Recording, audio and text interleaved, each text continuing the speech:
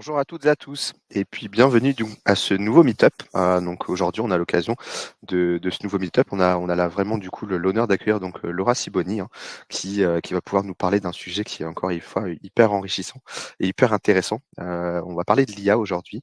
Donc je te donne la main, Laura. Laisse-nous un peu découvrir un peu plus ce nouveau sujet. Oui, volontiers, merci beaucoup.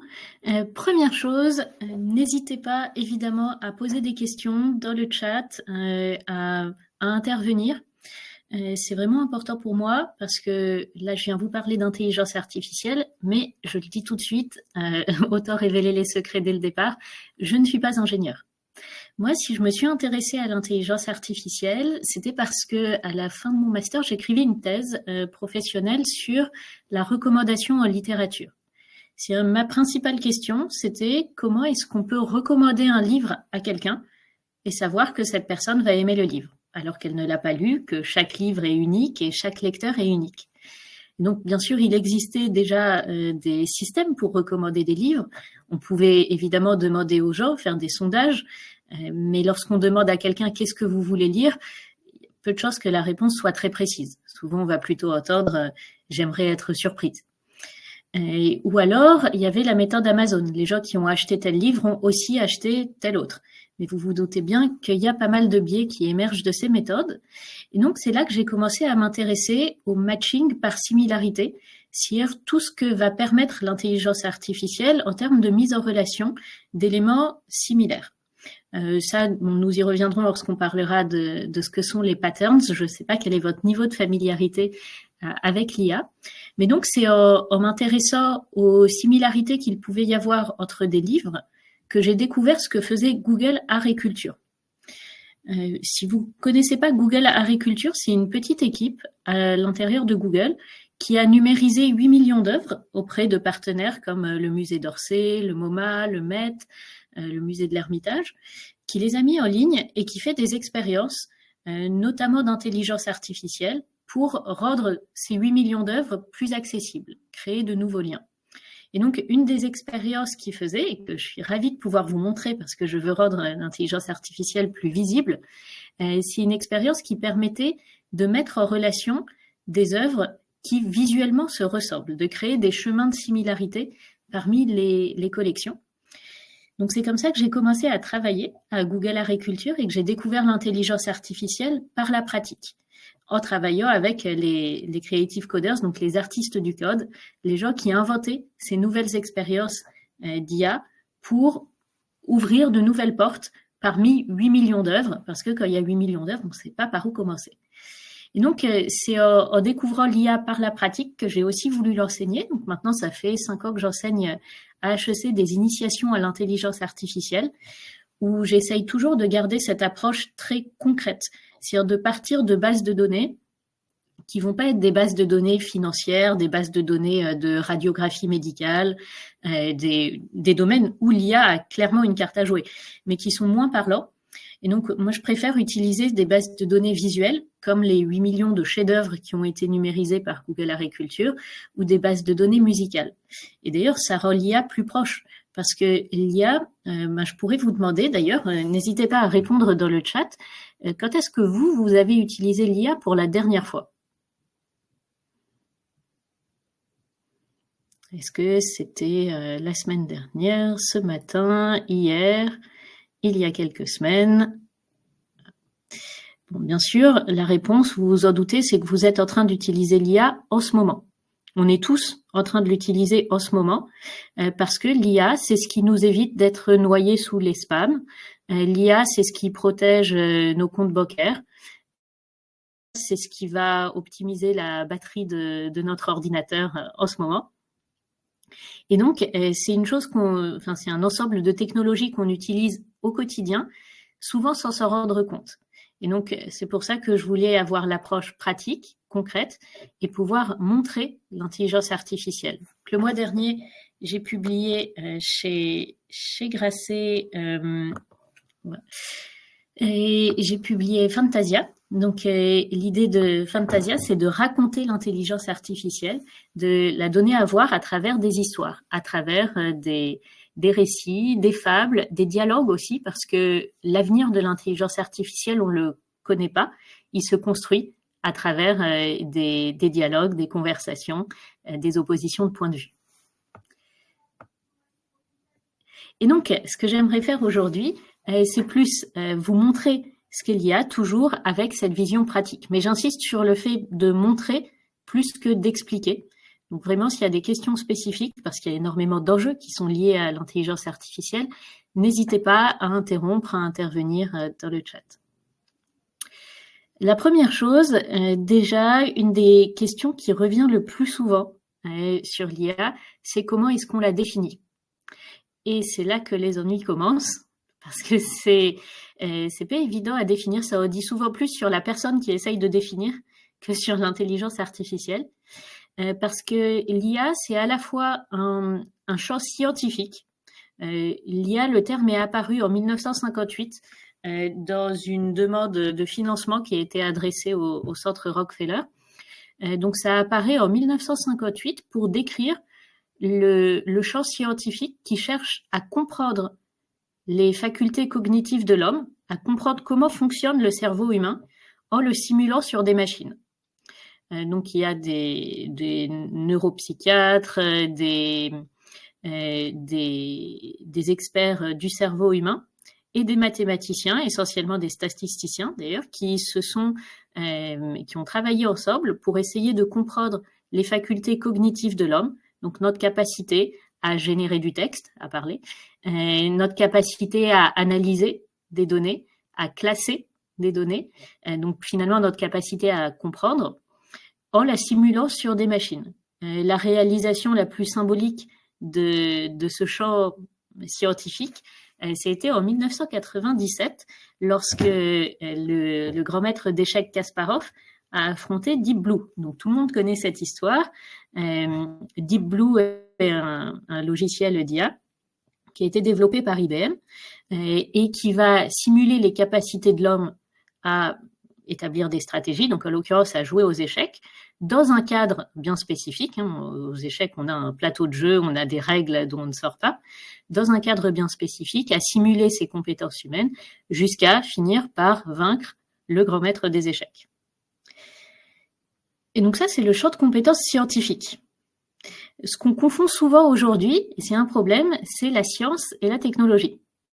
Il y a une phrase de Romain Gary que j'aime bien dans Charge d'âme, où il va jusqu'à dire la technologie, c'est le trou du cul de la science. Et vous n'êtes pas obligé de prendre des notes. Par contre, qu'est-ce que ça veut dire? C'est que la technologie, c'est les applications de la science à des usages humains. Donc, lorsqu'on dit l'IA, c'est un outil, c'est pas tout à fait vrai. Déjà parce que c'est pas un outil neutre, et ensuite parce qu'avant d'être un outil, c'était déjà tout un champ d'expérience, de recherche et donc d'exploration. Comme ensemble de technologies, évidemment, on le connaît mieux puisqu'on peut le prendre en main. La vision qui s'est imposée depuis un an, c'est évidemment ChatGPT, mais l'IA ne se résume pas à ChatGPT. Donc ChatGPT, c'est passionnant de le tester, de le prendre en main, de voir les usages que vous en faites, ceux qui vont vous servir, ceux qui ne vont pas vous servir, les moments où ChatGPT vous déçoit. Donc ça, c'est absolument passionnant de se dire que les LLM, donc les modèles de langage, en sont arrivés à ces capacités-là de génération.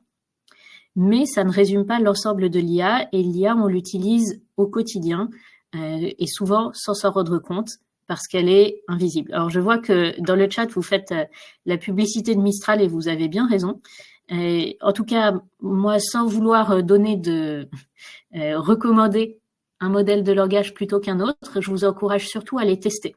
Donc, Mistral, il y a une version gratuite que vous pouvez tester. ChatGPT, vous pouvez bien sûr tester la version 3.5.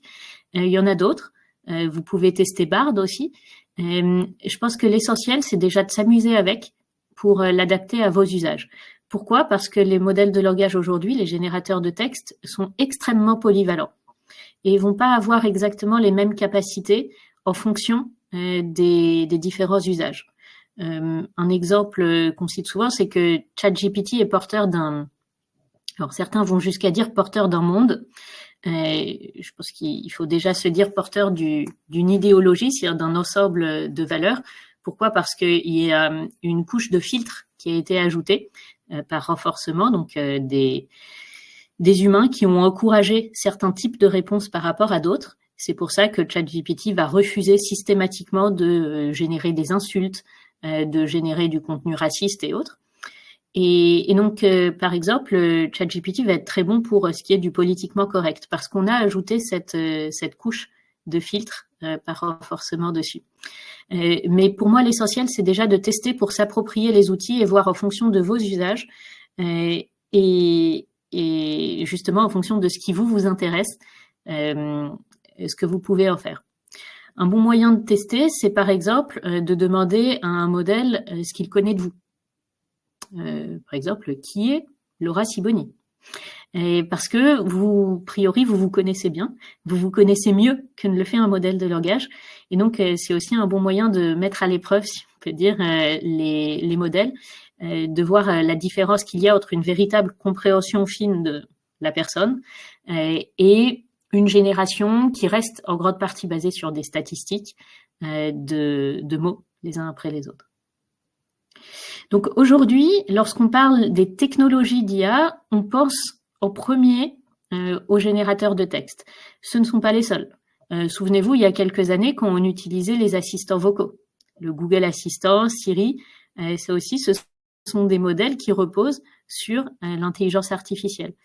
Mais ce qui est plus important à souligner, c'est ces IA qu'on ne voit pas et qu'on utilise au quotidien. Donc celles qui vont détecter la fraude, celles qui vont reconnaître des visages, qui peuvent être utilisées pour le meilleur comme pour le pire.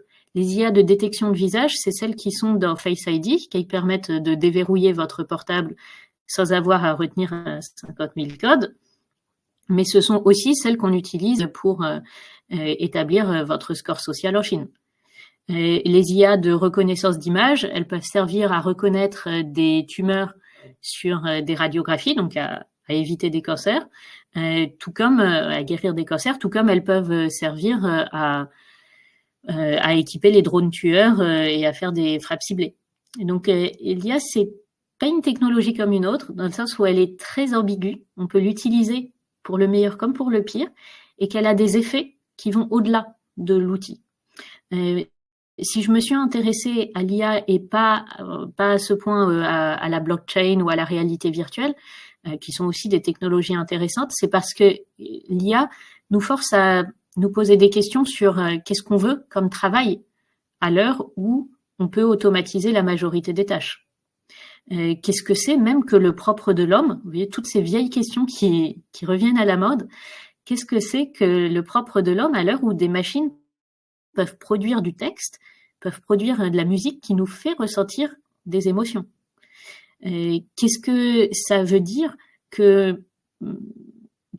que créer à l'heure où on peut générer, par exemple? Et donc toutes ces vieilles questions de la métaphysique reprennent du service aujourd'hui, redeviennent d'actualité face à cet ensemble de technologies qu'on a du mal à définir parce qu'il a des usages extrêmement polyvalents, extrêmement divers et très ambigus, c'est-à-dire capables du meilleur comme du pire. Au-delà de ça, il y a beaucoup d'enjeux qui sont liés à l'intelligence artificielle. On parle aujourd'hui beaucoup de désinformation.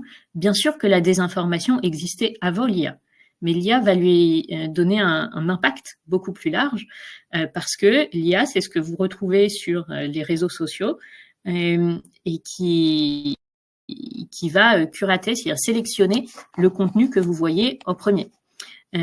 C'est donc aussi ce qui va, donc si ça sélectionne l'information, c'est aussi ce qui va former vos opinions, former vos votes.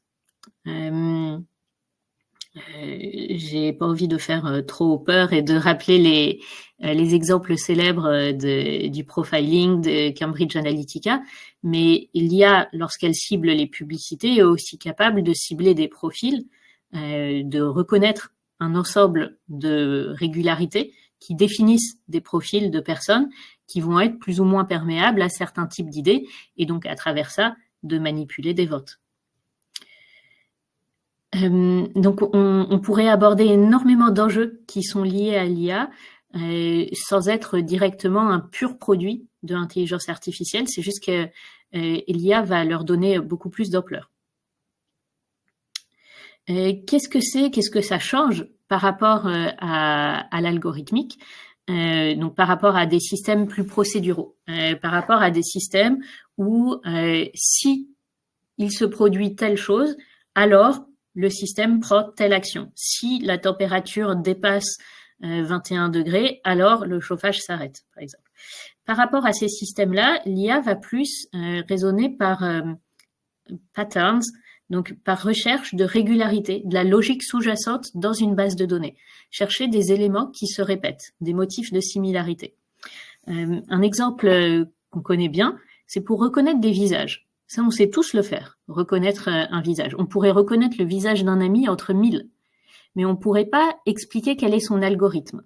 On ne pourrait pas dire, là je reconnais que c'est le visage de ma mère parce que il y a tel écartement entre les yeux, parce que la forme du visage est comme ci ou comme ça, parce que sur le spectre RVB, la couleur de peau est comme ça. Donc on ne pourrait pas donner son algorithme. Comment est-ce qu'on reconnaît un visage? Comment est-ce que même des bébés peuvent reconnaître des visages? Parce qu'ils en ont déjà vu des centaines, des milliers, et qu'on va chercher les similarités. Nos réseaux de neurones, notre cerveau, va chercher les similarités parmi ces centaines, ces milliers, ces millions de visages qu'on voit dans notre vie. Et c'est ce qui nous permet d'en reconnaître un en particulier. Donc c'est quelque part de la recherche de patterns. C'est principalement ce que change l'IA. C'est ce qui va lui permettre d'apprendre. Parce que lorsqu'elle est confrontée à de nouvelles bases de données, elle pourra retrouver ces logiques sous-jacentes. Et ça, c'est une immense différence. Des systèmes qui sont capables d'apprendre des choses pour lesquelles ils n'ont pas été explicitement programmés, ça change beaucoup dans le domaine de l'informatique, puisque ça va permettre de reconnaître de nouvelles images, ça va permettre d'identifier, de classer de nouvelles manières. On va le voir évidemment plus concrètement. Et puis, donc l'IA, c'est d'abord un champ scientifique, des recherches de compréhension des facultés humaines en les simulant sur des machines. C'est des technologies, comme vous le voyez, très variées, mais c'est aussi un imaginaire. L'IA, ça fait peur, et l'IA, ça fascine. Parce qu'on sait que c'est porteur à la fois de menaces et d'opportunités, au point où c'est devenu un cliché de le dire. C'est aussi pour ça que j'ai voulu intituler mon livre Fantasia, parce que comme dans les fantasias marocaines ou algériennes, ça fascine et ça terrifie en même temps. C'est tout un imaginaire. Quand je faisais des visites au lab de Google Agriculture, il y avait deux questions qui revenaient très souvent. La première qui était est-ce que l'IA risque de prendre le pas sur l'humanité? Donc ça, c'est les questions Terminator. Et en effet, ça fait partie de l'imaginaire. Et puis, c'était des gens qui venaient me dire je suis sûre que l'IA m'écoute. Parce que hier, je parlais de chocolat belge avec une amie et aujourd'hui, j'ai des pubs pour des chocolats belges. Et la réponse, elle est assez décevante, puisque ma réponse souvent, c'est de dire aux gens non, l'IA vous écoute pas, mais il n'y a pas besoin d'écouter pour savoir que vous êtes intéressé par les chocolats belges. En fait, il n'y a même pas besoin d'écouter ce que vous dites pour vous connaître, pour nous connaître, parce qu'on laisse tous des données en ligne, et que le profiling aujourd'hui est de plus en plus fin. Il n'y a pas besoin d'énormément de données pour savoir cibler des profils, pour savoir ce qui peut vous intéresser.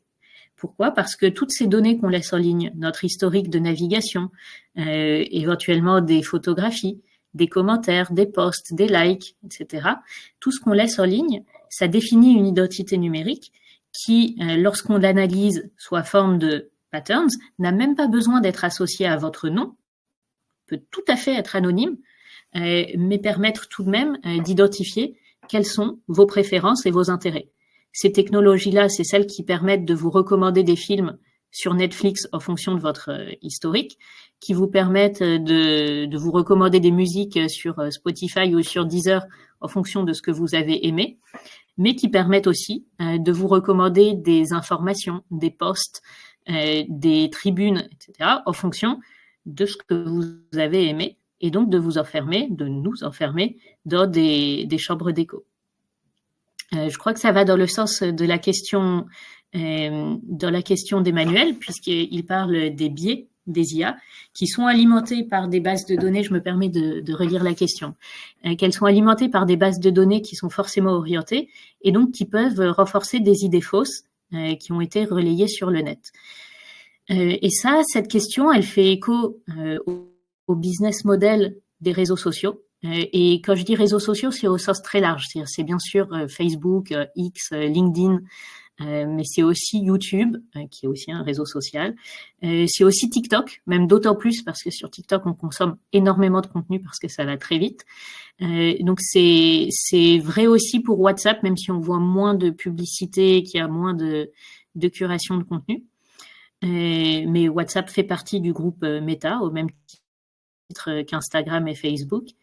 Et donc, sur les réseaux sociaux, le but, c'est de vous retenir le plus longtemps possible sur la plateforme, puisque c'est comme ça que vous allez consommer de la publicité, dont l'espace est vendu à des annonceurs et est vendu d'autant plus cher qu'il y a des gens qui la regardent.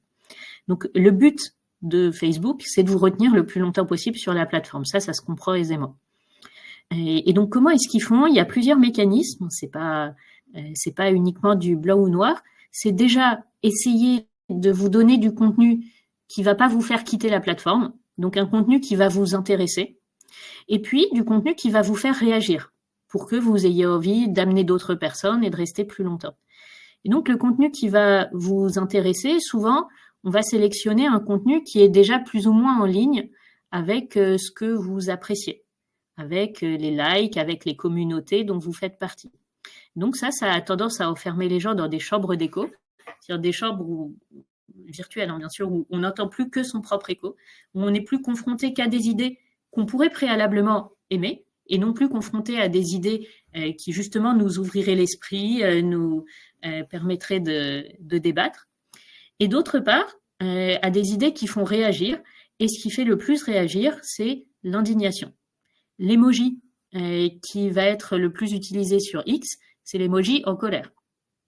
Enfin, c'est celui qui génère, le plus de réactions, le plus de retweets, de commentaires. Exactement, c'est fournir des tas de putaclic. Je l'aurais pas forcément dit comme ça. Mais le putaclic, c'est pas seulement les 10 conseils pour avoir une belle peau. Et le troisième va vous surprendre. C'est aussi du contenu où on est en colère, où on s'indigne, qui peut aller de le RERB est encore en retard jusqu'à le Hamas est-il un groupe terroriste, enfin, qui peut vraiment prendre des formes extrêmement différentes. Et donc, tout ce contenu qui va vous indigner, il favorise pas du tout le débat, il favorise pas l'esprit de nuance, qui déjà est pas favorisé en ligne, parce que pour plein de mécanismes, parce que lorsqu'on est en ligne, on a tendance à se sentir en tout cas plus anonyme, et puis souvent on est limité par le nombre de caractères, par le temps, par les moyens d'expression aussi. Voilà, oui, le putaclic, en effet, c'est un moyen de vous retenir parmi d'autres sur les plateformes. Mais là, on s'éloigne de l'IA. Je parlais surtout de la curation, donc curation de contenus qui font du like, donc qui peuvent être putaclic, qui peuvent être des contenus donc racoleurs, des contenus qui vous indignent, ou des contenus qui auront été curatés, sélectionnés pour vous plaire préalablement. Et donc, on en arrive à la conclusion que le seul moyen de résister à ce formatage de l'esprit, qui finit par nous enfermer dans un nombrilisme où on n'est plus confronté qu'à ce qu'on pourrait déjà aimer ou à ce qu'on va détester et qui nuit à l'esprit de nuance, c'est de renforcer l'esprit critique, voire un esprit critique de combat. C'est de chercher des modes d'expression plus variés, de prendre le temps long, de d'aller se confronter à un contenu qui, lui, n'a pas été curaté ou qu'il a été par des humains, c'est-à-dire par des libraires, par des enseignants, par des amis, par vos proches, et non pas pour vous plaire, mais pour vous faire réfléchir. Donc, c'est sortir de l'esprit de consommation de contenu, où on va chercher des choses qui vous brossent dans le sens du poil, et chercher au contraire des choses qui pourraient être en désaccord, pas forcément en désaccord frontal, mais qui vont faire réfléchir, qui vont faire grandir. Et en effet, la multiplication des données, ça je pense que c'est un sujet essentiel à aborder, c'est ce qui a permis les développements récents de l'intelligence artificielle. Aujourd'hui, on produit plus de données. De toute façon, on a même perdu les ordres de grandeur tellement ça va vite. Mais enfin, on produit plus de données en un an qu'on en produisait entre l'aube de l'humanité et les années 2010. Parce qu'on produit des données en permanence. Quand on est en ligne, on produit des données de navigation, on produit des données de connexion, on produit des images qu'on enregistre constamment, du son. Tout ça, c'est des données. Et ces données, finalement, c'est nous-mêmes, puisque c'est aussi ce qui permet de sélectionner l'information qu'on va voir et donc, à travers ça, de repérer les profils qui seront les plus à même de s'abstenir aux élections ou d'être sensible à telle ou telle opinion ou à telle ou telle publicité. Des fois, la limite est fine entre la publicité et la propagande. Et donc, le fait de constamment produire des données, produire des préférences, produire des likes, produire des images, toutes ces données qui en disent beaucoup sur nous, c'est ce qui a permis les développements de l'intelligence artificielle qui se nourrit de ces données. Mais c'est aussi ce qui fait particulièrement les enfants, sont de plus en plus retenus sur les portables et sur cette surconsommation qui finit par ne plus avoir de but. Donc là aussi, vous avez bien raison de dire que le problème, c'est pas la technologie en soi, c'est ce qu'on en fait, sauf que l'usage est porteur d'enjeux. L'usage n'est pas tout à fait neutre. Lorsqu'on résume l'IA à un outil, c'est comme de dire, les robots ont remplacé notre force mécanique et donc sont meilleurs que nous en matière de force mécanique. Même, on prend souvent l'exemple du marteau ou du couteau. Un marteau est meilleur que nous pour enfoncer un clou, est meilleur qu'un humain. Et heureusement, il a été conçu pour ça. C'est la continuation de nos forces mécaniques. Et donc, par comparaison, on a tendance à dire, voilà, le marteau, on peut enfoncer des clous ou on peut casser le crâne à quelqu'un avec. Tous les outils sont ambigus. L'IA, quelque part, ça serait un outil qui est la prolongation, non pas de nos forces mécaniques, mais de nos forces intellectuelles, de notre capacité à produire du texte, de notre capacité à analyser, de notre capacité à classer. Sauf que là, c'est plus du tout neutre, puisque cette capacité à analyser et à classer, lorsqu'on l'utilise pour analyser, classer des images ou des opinions, ben finalement, elle va avoir un effet, non pas sur le réel qui nous entoure, mais aussi sur nous. Un exemple que je prends souvent, c'est celui de ma grand-mère. Ma grand-mère ne sait pas utiliser son portable, parce qu'elle a des faux ongles qui l'empêchent de taper sur son portable. Et elle ne sait pas utiliser son portable. Et pourtant, elle utilise l'intelligence artificielle au quotidien et elle est très formatée par l'IA.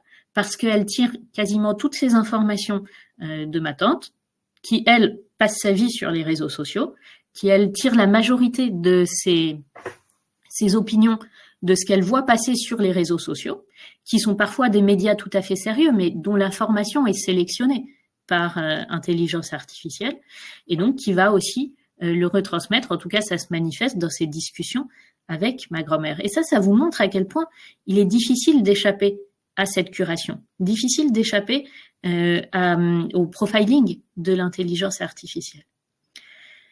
Et donc, la question des médias sérieux, on y reviendra.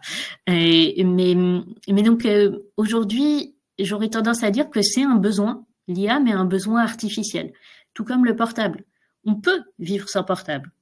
En soi, des milliards de gens l'ont fait avant l'invention du portable. C'est tout à fait possible.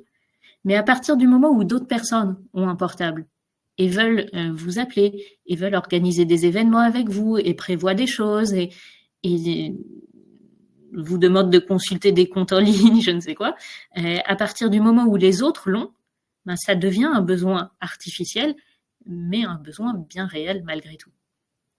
Non, là, je parlais vraiment des smartphones en ligne. Voilà. Et de même pour l'IA. C'est-à-dire que oui, on pouvait très bien vivre sans intelligence artificielle, sans ses usages actuels. Mais à partir du moment où tout le monde le fait autour de vous, ben, ça devient un besoin artificiel. Qui ne devrait pas cacher le fait qu'il y a encore aujourd'hui, en 2024, un tiers de l'humanité qui n'a pas un accès stable à Internet. Un tiers de l'humanité qu'on a littéralement oublié lorsqu'on parle d'intelligence artificielle. Il y a encore, notamment dans les banlieues de Nairobi, dans les zones les plus pauvres de la planète, où la main-d'œuvre est le moins chère, des gens qui vont passer leur journée à identifier des éléments sur une image pour entraîner des modèles d'intelligence artificielle, non pas parce que les modèles pourraient pas le faire avec d'autres IA, mais parce que c'est moins cher, qui vont passer leur temps à entraîner les algorithmes qui sont après utilisés dans les voitures autonomes, par exemple. Nous-mêmes, on le fait au quotidien. Lorsque vous remplissez un CAPTCHA, ah ben voilà. Merci pour la remarque, Laurent. Oui, lorsqu'on remplit un CAPTCHA, on contribue, quelle que soit la forme du CAPTCHA. Les premiers étaient entraînés sur les archives du New York Times, ceux avec du texte, et aujourd'hui ils sont plus utilisés. Alors ça dépend des types, mais souvent avec des images qui après vont être utilisées pour l'entraînement des IA qu'on met dans les voitures autonomes.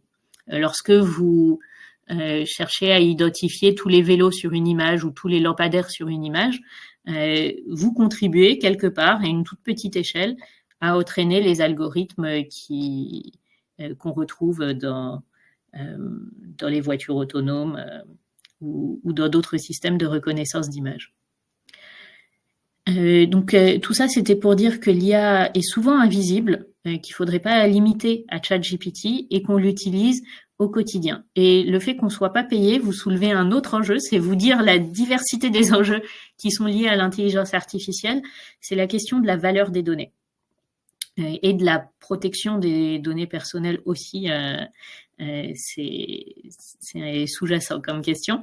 Mais déjà, la valeur des données qui est extrêmement difficile à mesurer. Qu'est-ce qui fait la valeur d'une donnée pour l'instant ? C'est sa capacité à être monétisée sous forme d'espace publicitaire. C'est-à-dire, si une donnée permet de vous faire acheter un produit, ben, elle vaudra plus. Et que vous faites partie d'un CSP+, qui va acheter des produits de luxe et qui est plus difficile à capter en ligne, eh bien, vos données vaudront plus cher que d'autres. Donc, toutes les données déjà ne se valent pas, n'ont pas la même valeur, mais surtout, la plupart du temps, on les offre gratuitement. Lorsqu'on utilise Google Maps, nous, enfin, vous connaissez le proverbe, hein, si c'est gratuit, c'est vous le produit. Nous, on en bénéficie parce qu'on a des itinéraires. Enfin, on n'est pas spoliés, hein, on en bénéficie aussi, mais en échange, on donne des données extrêmement précieuses sur notre géolocalisation, sur nos trajets, sur nos habitudes de déplacement, etc., qui pour l'instant sont, en tout cas pour les données de géolocalisation et toutes celles qui peuvent être rattachées à une personne, sont relativement protégées. Mais le jour où un magasin sur votre chemin pourra savoir que vous passez devant tous les matins, aura des écrans connectés, etc., il pourra mettre une publicité qui vous concerne tous les matins à l'heure où vous passez devant, ce qui est techniquement possible. Je pense qu'on sera encore dans une autre ampleur d'IA qui rentre dans nos esprits et qui sélectionne toute l'information qu'on voit jusque dans le réel, c'est-à-dire jusque sur le trajet qu'on fait tous les matins. Donc, comment reprendre le contrôle sur la valeur de nos données ? Déjà être conscient des données qu'on donne en ligne, des données qu'on répand sur nous, Donc être conscient, essayer de les limiter pour que ces données restent précieuses. Et puis, il y a différents systèmes. L'ennui, c'est que les gens qui produisent de la donnée sont extrêmement atomisés et souvent se rendent même pas compte de tout ce qu'on en fait.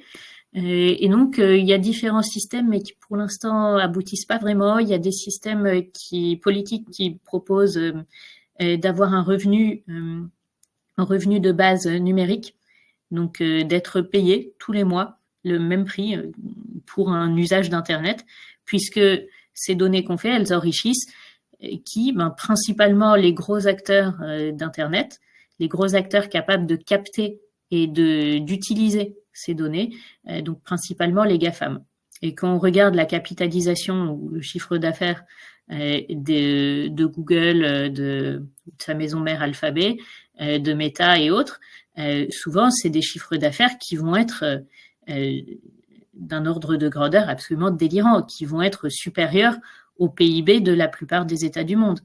Et donc, lorsque les chiffres d'affaires sont de cet ordre-là, évidemment, ça donne un pouvoir politique aussi, un pouvoir d'action à ces groupes qui sont pour la plupart dans la Silicon Valley. Donc, c'est non seulement être dépossédé de ces données à l'échelle individuelle et recevoir des informations et des publicités ciblées jusqu'à ne plus être confronté qu'à ce qu'on pourrait préalablement déjà aimer, mais au-delà de ça, à l'échelle sociétale, c'est aussi un souci puisque c'est donner du pouvoir à des groupes qui ne sont pas régulés par des systèmes démocratiques sur lesquels on n'a pas de droit de vote. Vous n'allez pas voter pour la gouvernance de Google. Vous n'allez pas voter pour le prochain directeur de Meta. Et donc, oui, ça soulève d'immenses enjeux qui dépassent de loin le simple usage quotidien qu'on fait de ces technologies. Maintenant, qu'est-ce que c'est plus concrètement? Parce que j'aimerais quand même vous montrer ce que c'est. Et pour ça, j'aimerais partir d'une base de données que je connais bien et qui est magnifique, puisque c'est les 8 millions d'œuvres qui ont été numérisées par Google Agriculture. Mais il faudrait quand même d'abord se rendre compte de ce que ça fait, 8 millions d'œuvres. 8 millions d'œuvres, c'est beaucoup.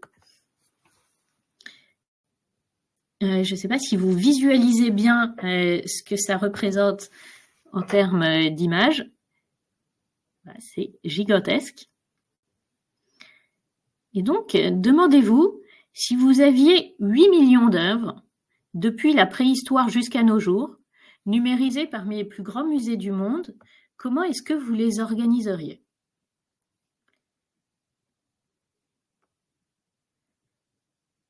Eh bien, il y a beaucoup de manières, évidemment, d'organiser les œuvres. C'est des questions qu'on se pose depuis des millénaires. Et comment est-ce qu'on organise les productions de l'esprit humain pour pouvoir les retrouver lorsqu'on en a besoin? Mais on peut les organiser de façon chronologique. Assez logique. On va mettre les œuvres de la préhistoire dans des musées de la préhistoire, les œuvres de l'Antiquité dans des musées de l'Antiquité, etc. On peut les organiser par artistes. Il y a un musée Van Gogh, un musée Rembrandt. On peut les organiser par région. Il y a des œuvres françaises, des œuvres anglaises, des œuvres russes. On peut les organiser par lieu d'exposition. Il y a les œuvres du musée du Louvre, les œuvres du musée d'Orsay. Il y a plein de manières d'organiser les œuvres. Mais les ingénieurs de Google se sont demandé, bon, c'est très bien de faire une encyclopédie, d'avoir les œuvres classées selon un ordre satisfaisant, mais nous, ce qui nous aiderait, ça serait d'avoir les œuvres classées par similarité visuelle, d'avoir ensemble des œuvres qui se ressemblent, quel qu'en soit l'artiste, quelle qu'en soit la période. Et donc, pour ça, ils ont utilisé un mode d'apprentissage de la machine, donc une forme d'intelligence artificielle, qui s'appelle l'apprentissage non supervisé. C'est-à-dire qu'ils ont utilisé un programme auquel ils ont donné une seule règle. Ils ont dit plus 2 œuvres dans les collections se ressemblent, plus elles seront proches. Sur une carte que je vais vous montrer, ce qui va permettre de former des clusters de similarité. Alors, les clusters, depuis le Covid, on est tous familiers avec ce que c'est. Un cluster, c'est un ensemble homogène de choses qui se ressemblent. Et alors, lorsqu'on a classé les œuvres par similarité visuelle sur une carte, c'est-à-dire qu'on a eu comme un archipel avec des petites îles d'œuvres similaires, on a eu quelques surprises. Là, c'est en train de charger, j'en profite pour vous dire que vous pouvez tous accéder à Google Agriculture et aux 8 millions d'œuvres, puisque le rôle de l'IA dedans, c'est de les rendre plus accessibles. C'est d'ouvrir de nouvelles portes vers les œuvres. Parce que 8 millions d'œuvres, c'est bien beau de les avoir apportées, mais si on ne les utilise pas, si on ne sait pas par où commencer, ben, ça ne sert pas à grand-chose. Donc c'était tout l'intérêt de pouvoir les classer par similarité visuelle. Et alors parmi les surprises qu'on a eues, ce que j'aime bien faire, c'est voir ce qu'on pourrait appeler les erreurs de la machine, qui en vrai sont pas des erreurs, qui le sont parce qu'on les interprète comme des erreurs, et qui sont révélatrices de la manière dont ça fonctionne. Par exemple, si on cherche un tableau de Van Gogh, dans la vie, lorsqu'on cherche un tableau de Van Gogh, en général, on s'attend à le trouver parmi d'autres œuvres de Van Gogh. C'est logique. Ou au moins parmi d'autres œuvres d'art moderne. Ou au moins parmi d'autres tableaux. C'est le minimum. Eh bien, là, on a retrouvé une œuvre de Van Gogh, en l'occurrence, c'est sa nature morte au coin et au poire, dans un cluster qui, comme vous le voyez, regroupe essentiellement des cartes italiennes du XVIe siècle, des enluminures médiévales. Là, on a un panneau, un paravent japonais. Et donc, la nature morte de Van Gogh est ici. Je vais zoomer. Voilà. Et alors, quand on regarde, de loin, on plie sur les yeux, on comprend pourquoi les deux œuvres sont mises l'une à côté de l'autre. On voit la similarité visuelle. On voit qu'il s'agit des deux côtés de formes courbes, jaune doré, avec un petit peu de bleu, de vert, enfin des couleurs automnales, qu'il y a un cadre qu'on oublie souvent de regarder quand on est dans les musées. On oublie que ça fait partie de l'œuvre, alors que là, regardez, il a été peint au jaune, il fait complètement partie de l'œuvre. Et donc, quelque part, ça nous réapprend à voir les œuvres, mais à le voir comme un ensemble de pixels, un ensemble de formes, de couleurs. Donc oui, bien sûr, la couleur a joué, c'était une des dimensions qui a été étudiée. Par contre, la taille, par exemple, ne fait pas partie des dimensions qui ont été étudiées. Parce que sinon, on aurait eu des clusters d'œuvres petites, des clusters d'œuvres grandes, ça aurait été moins intéressant. Mais oui, les couleurs en effet l'ont été. Par contre, on n'a utilisé que des données qui sont relatives aux œuvres elles-mêmes. On n'a pas utilisé tout ce qu'on appelle les métadonnées, donc qui vont être des données sur les données. Par exemple, le titre de l'œuvre, qui est une manière de retrouver une œuvre parmi d'autres, mais qui ne fait pas partie de l'œuvre elle-même. Le nom de l'artiste, la date de création, tout ça, ce sont des métadonnées. Tout comme quand vous vous promenez dans une bibliothèque, vous avez des petites étiquettes sur les livres, qui sont la cote du livre, les 3 lettres, en général les 3 premières lettres du nom de l'auteur, et le genre du livre. Est-ce que c'est de la science-fiction? Est-ce que c'est un essai? Est-ce que c'est de la littérature?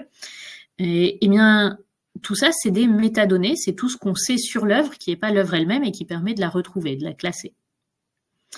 Donc là, cette œuvre de Van Gogh, elle est dans ce cluster assez surprenant de cartes antiques, non pas parce qu'il y a une inspiration, il est très peu probable que Van Gogh se soit inspiré de cartes de la péninsule anatolienne du XVIe siècle, mais parce qu'il y a une similarité. Et donc, déjà, c'est un beau message de se dire qu'il peut y avoir une similarité entre toutes les œuvres et puis de les regarder avec ce regard décalé, qui est en l'occurrence celui de la machine, c'est-à-dire de voir les œuvres comme une série de couleurs, de formes, de points. Mais au-delà de ça, c'est aussi intéressant de les classer pour la manière dont elles apparaissent et non pas pour ce qu'on sait d'elles. Parce que même inconsciemment, on finit par se dire « Ah ben, un Van Gogh, ça vaut plus cher qu'une œuvre qui a été dessinée par mon neveu. Donc, je dois plus l'admirer. » Là, ça met toutes les œuvres au même niveau, puisque ça les regarde, ça les classe uniquement pour la manière dont elles apparaissent. Et donc, ça, c'est une illustration de ce qui est du machine learning, de l'apprentissage machine non supervisé. C'est-à-dire que la seule règle qu'on a donnée à la machine, c'est plus deux œuvres se ressemblent, plus elles seront proches sur la carte, et tout ça en utilisant des données brutes, c'est-à-dire la manière dont les œuvres apparaissent, et non pas ce qu'on sait sur elles. Mais maintenant, si on regarde un autre type d'apprentissage, si on se dit, bon, il arrive aussi qu'on ait énormément d'œuvres sur lesquelles on sait des choses, et en fait, c'est ces choses-là qui vont être intéressantes. On a des données qui sont labellisées. Par exemple, Google Agriculture a collaboré avec le magazine Life. Et est-ce que vous voyez ce qu'est le magazine Life? C'est un magazine qui s'est arrêté de produire dans les années 90, mais qui a marqué tout le XXe siècle et qui a photographié les plus grandes célébrités, les plus grands événements du XXe siècle.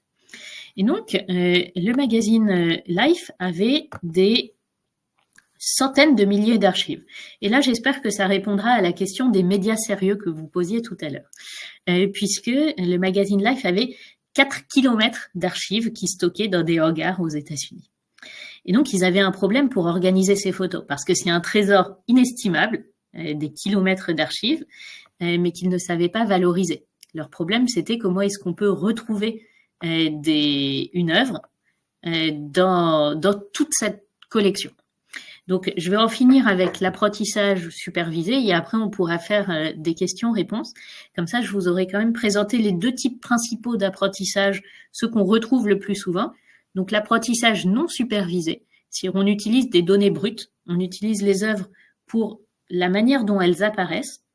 Et puis, là, je vous parle maintenant du magazine Life, qui, eux, avaient des données labellisées. C'est-à-dire, pour chaque photo, ils savaient ce qu'il y avait, ils voulaient savoir ce qu'il y avait dedans pour pouvoir reconnaître, par exemple, toutes les photos dans lesquelles apparaissent un lion, toutes les photos dans lesquelles apparaissent Winston Churchill, etc. Donc, le machine learning supervisé, c'est une forme d'apprentissage du modèle où on va l'entraîner à reconnaître, à associer des formes à des labels, à des étiquettes. C'est ce que vous faites lorsque vous utilisez, par exemple, sur Google Photos, cette option qui permet de lui présenter 3 photos avec le visage de votre nièce. Et lorsque Google Photos va être confronté à de nouvelles photos de votre nièce, eh bien, il pourra reconnaître la forme et lui associer l'étiquette.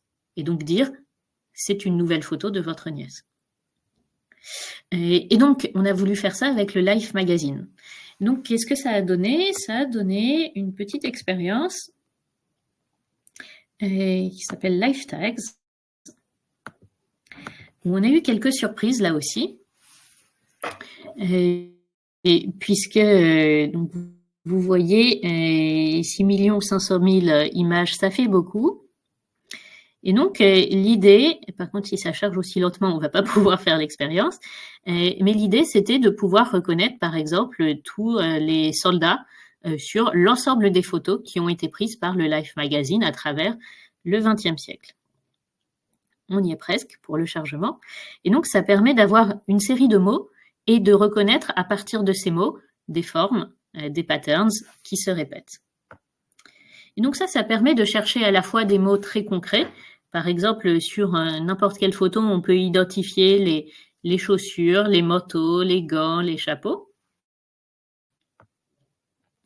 Mais aussi de retrouver des mots plus abstraits. Par ailleurs, pour répondre à la question sur les médias, ça vous donne aussi une bonne vision de ce qu'est une ligne éditoriale, quand on cherche des mots plus abstraits. Si on cherche par exemple à quoi ressemble... À votre avis, à quoi ressemble le cool? Qu'est-ce que ça veut dire visuellement être cool pour un magazine américain du XXe siècle? On va faire l'expérience, mais déjà vous, dans votre tête, visualisez à quoi peut ressembler, qu'est-ce que ça veut dire visuellement être cool? C'est une question qui a marqué mon adolescence. Eh bien, sans surprise, pour un magazine américain du XXe siècle, ça veut dire porter des lunettes de soleil, si possible être une célébrité.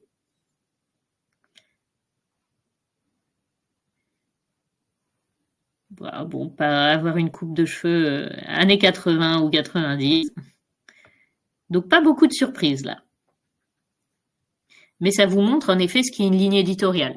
Je pense que si on faisait l'expérience sur les archives photos du monde, on n'aurait pas forcément le même résultat. Maintenant, si vous voulez voir à quoi ressemble un gentleman, par exemple, le mot apparaissait tout à l'heure sur la photo. Oui, la coupe mulet, ça aide à paraître cool pour le Life magazine. Et à quoi ressemble un gentleman, à l'inverse? Bon, on peut imaginer qu'un gentleman, pour le Life magazine, ça veut déjà dire un costume. Voilà, déjà c'est un homme seul au milieu d'une photo, un homme blanc, hein, bien sûr. On est dans le Life magazine. Voilà, on a Churchill, gentleman, on est d'accord. Et puis, bon, parfois, on a des photos un peu plus surprenantes. Et j'aime bien cet exemple. Donc, c'est Trump jeune en costard. Qu'au regard de ses récentes déclarations, on ne peut pas vraiment traiter de gentleman, mais qui apparaît au milieu de ces photos, ce qui est la preuve manifeste que pour une IA de reconnaissance d'image, l'habit fait complètement le moine, puisque ce que l'IA a cherché, c'est un ensemble de traits, de pixels, qui vont être caractéristiques d'un label, d'une étiquette, qui en l'occurrence est celle de gentleman. Donc pour moi, ça illustre bien. On pourrait vous donner d'autres exemples de la machine qui se trompe. Alors on peut être gentleman et cool, mais il faut que la météo se prête aux lunettes de soleil plus costume 5 pièces. En tout cas, et ça illustre ce qu'est l'apprentissage non supervisé, l'apprentissage supervisé. Et pourquoi supervisé?